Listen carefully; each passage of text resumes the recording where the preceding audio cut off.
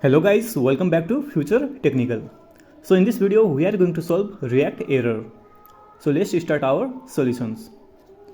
So at first open code editor. So here you can see we have main parent folder, and inside parent folder we have child folder, and inside child folder we have React application file. So let's go to app.js and open new terminal.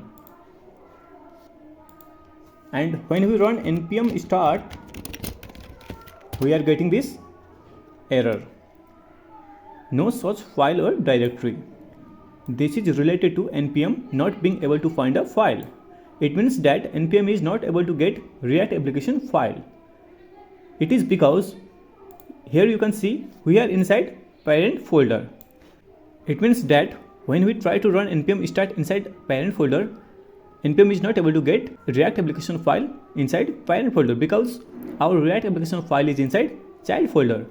So at first we have to go inside child folder.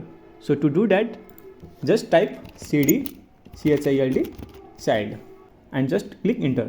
Now you can see we are inside child folder.